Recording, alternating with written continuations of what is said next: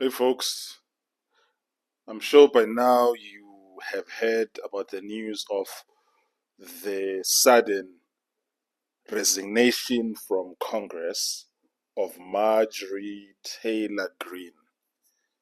Marjorie Taylor Green of the great state of Georgia.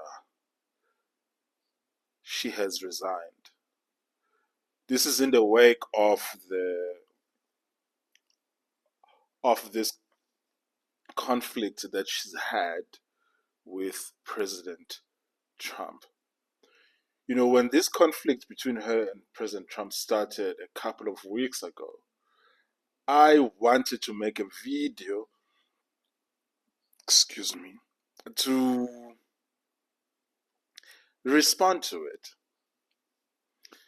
But I think I haven't really had time to do that, but also I've just been feeling really sad by this conflict um, between these two people who I hold both in the highest regard. And I must say, though, that this resignation is quite surprising because if she doesn't want to run for Congress in the next election, she doesn't have to run. There is absolutely no reason for her to resign at this particular point. She can just serve the rest of her term. So this resignation makes no sense to me. Because even once I've been watching the commentary that has been coming from the news, I've been watching Fox News in particular, the explanations that have been made, that maybe she saw the polling for the next election and then she thought that she can't win, and all of those things. But that doesn't explain why she's leaving now. Why can't she just announce now or even the beginning of next year to say, listen, folks, I'm not going to be seeking re-election? Because even what she said about she doesn't want to be in a nasty what do you call it, primary battle between someone who is endorsed by President Trump and having a nasty battle which is going to be very hateful.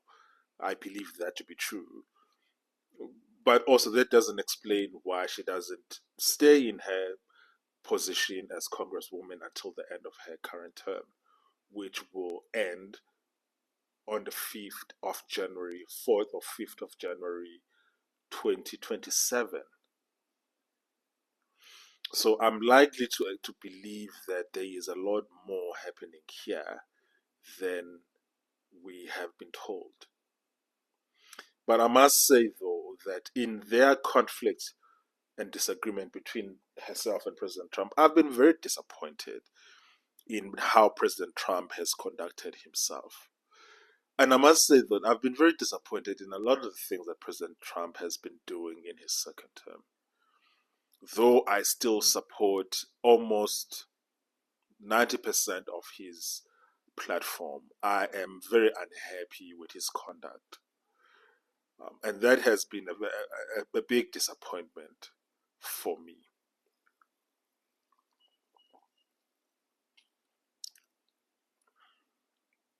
With that said, let's look at her resignation letter. But before we look at her resignation letter, I thought that the statement that President Trump issued 2 weeks ago or a week ago about Marjorie was in poor taste, to be honest, because to a certain extent, I feel like people who represent their constituency have a right to disagree with the president, of whether it's a president of their party or it's a president of a different party, because they are not an extension of the president. They represent the constituents, but also they are their own person and they have their own mind on matters. So they are within their right to disagree about certain things that the president holds without the disagreements descending into name calling, as President Trump resorted to. The name calling and the insults are actually really in poor taste. And so I really haven't appreciated that coming from President Trump. But I must say, because the big issue that I saw that they were having was the issue of the Epstein files, which have now will be released because Congress have voted to release them, and President Trump has signed that into law, and there was really no need for President Trump to be insulting Republicans who just see things differently on the issue of the Epstein files. The insults and the name calling and the ad hominem attacks were actually disappointing. And and President Trump, sometimes when he disagrees with people, he can be very, very petty. I think we are all aware of that. And I don't think that there's anyone who appreciates that side of him. His incredible levels of pettiness and vindictiveness are actually quite disappointing. And some could say they are not fit for someone who holds a high office of president of the United States. And I've never seen anyone who says that's a part that they like about Donald Trump. People vote for President Trump for policies that he espouses, not for his personal temperament and conduct.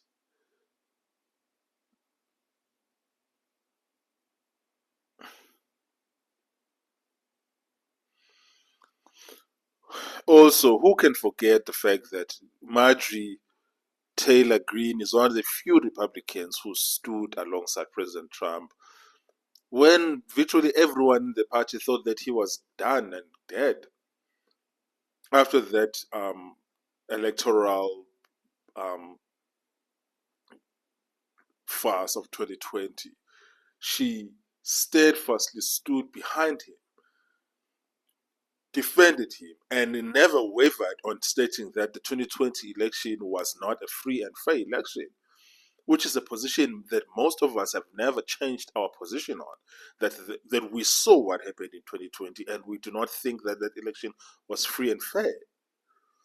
Regardless of the fact that the media bullied her several times after that in 2021, 2022, she never wavered from repeatedly stating that that election was not free and fair. And it seems to me that that kind of loyalty was not good enough for President Trump. I think that there's just been so many instances that have made me think that President Trump, his actions are regrettable and are disappointing in many regards. And one of those actions are these. And on gaslighting Americans on the issue of Epstein has been a very low point of Trump's administration. Because I remember when the Americans were asking about when are the Epstein files going to be released, which I personally have no interest in that story, but Americans have an interest in it. And gaslighting people and insulting them and saying, oh, people are still talking about that. As if it's something that is just inconsequential, as if people who have family members who were abused by Epstein are just supposed to move on from that. Especially when President Trump ran on the issue of transparency around that issue of Epstein. It was actually quite a low point of President Trump's presidency.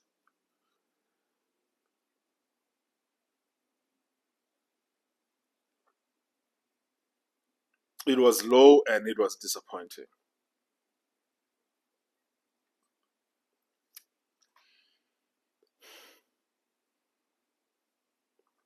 What else have they been disagreeing on? I see that they've been disagreeing on the issue of H-1B visas. This is one issue where I would say that I'm actually on the side of President Trump on this matter. I don't think that the H-1B visas it's the way that many Americans believe that it is. I was actually just watching a story recently on Fox News that showed that almost half of university or college students are not able in the United States are not able to do basic math. And so when you have a situation like that where American students are struggling to do basic math, why then are you opposing the recruitment of talented foreign workers who come to the United States through H-1B visas because they are skilled workers? And obviously, I support the issue of putting checks and balances on the issue of H1 to make sure that it is not being abused. I don't support organizations or institutions hiring psychologists or humanities graduates on H1B visas. That for me makes no sense at all. And it shouldn't be allowed and it shouldn't happen. Whether it's psychology majors or HR managers or any of that stuff, which anyone can do, there is absolutely no justification in terms of anyone entering the United States with a humanities qualification using an H-1B visa. I can't support that. But when it comes to rare skills like in the sciences and in engineering and in technology, clearly the United States of America needs foreign skilled workers in that space.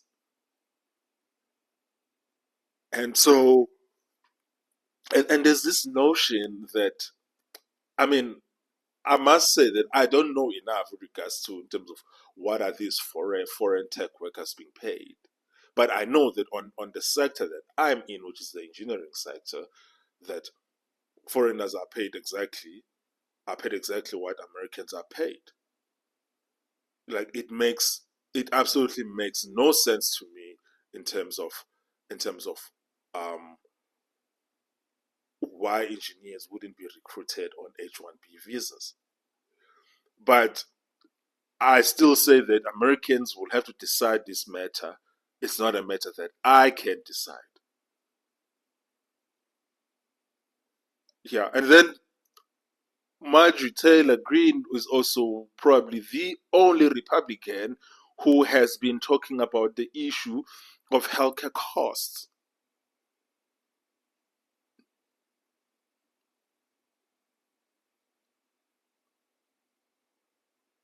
That doesn't make sense to me.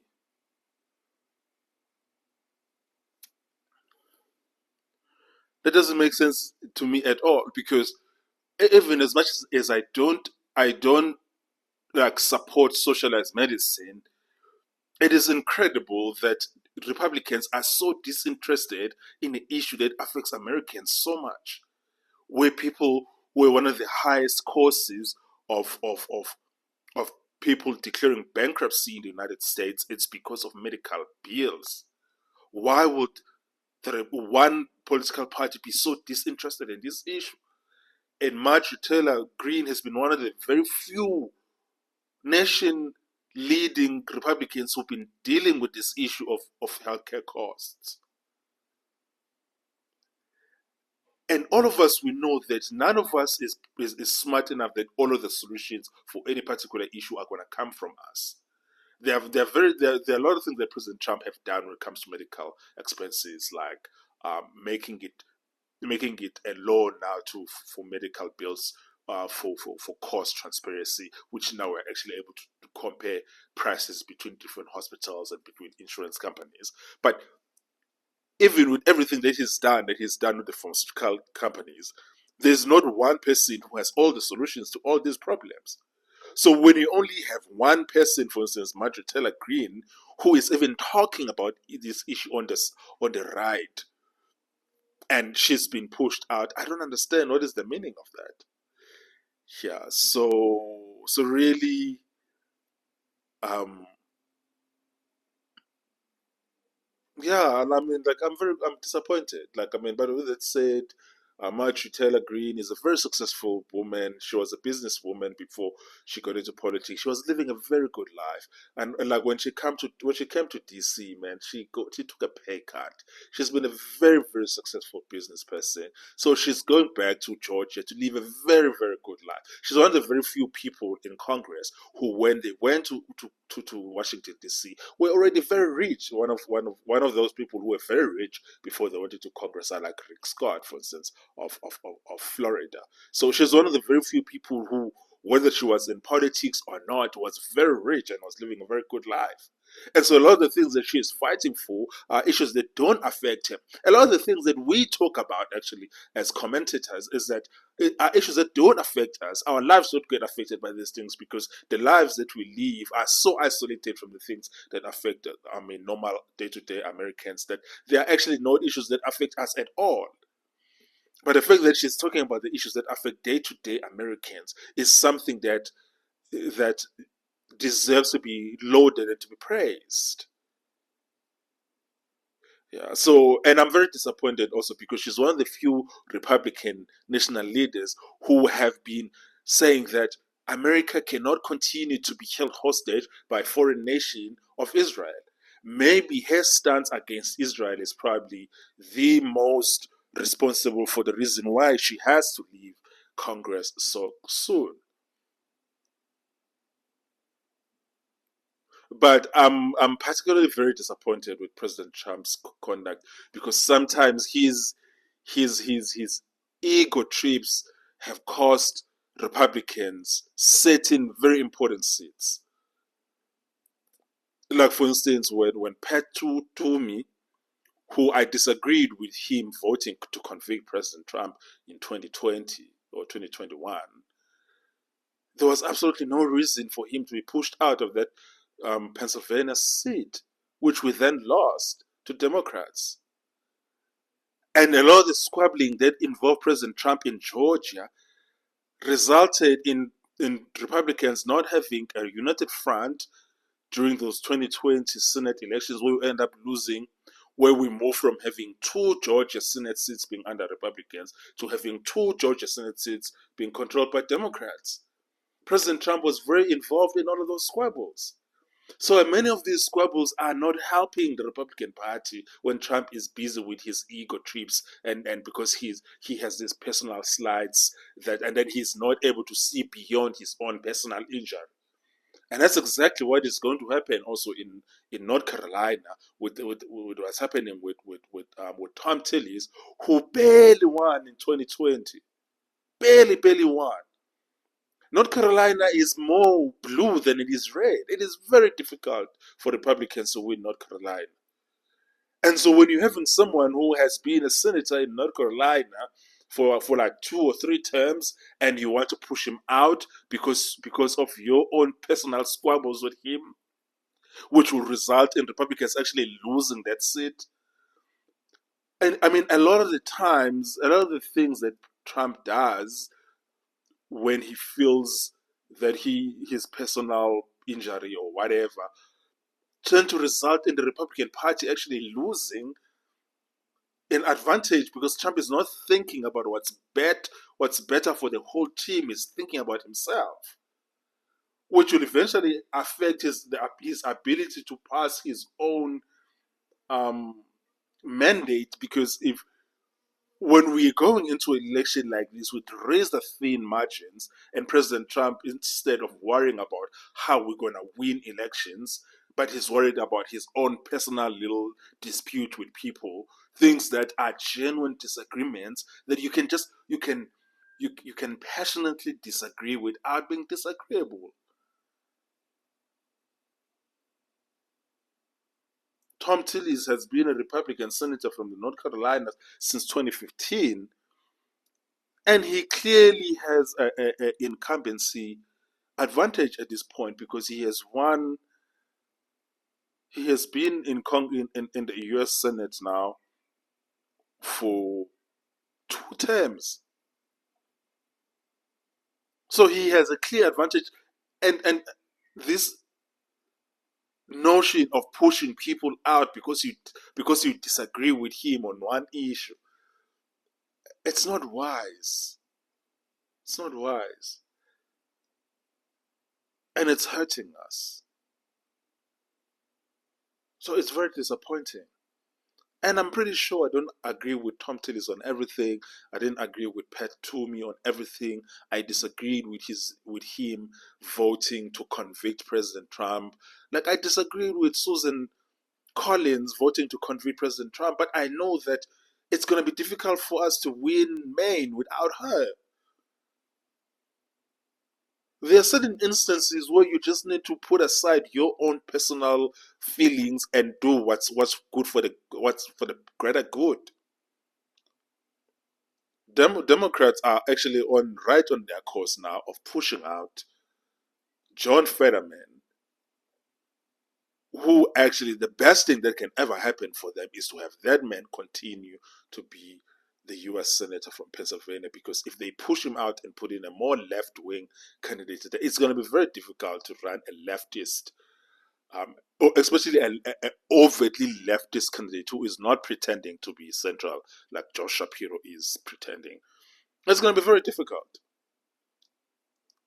They are also falling into that trap. They repeatedly in the past, because they were unhappy with Joe Manchin's positions, but they didn't realize that Joe Manchin, when it comes to the state of West Virginia, was the best that they can do. Sometimes, as a person, you really need to think past your own personal little squabbles and personal little self-interest, and look at what is best for the greater good. And President Trump is failing to do that. He's repeatedly failing to do that. Cheers, folks.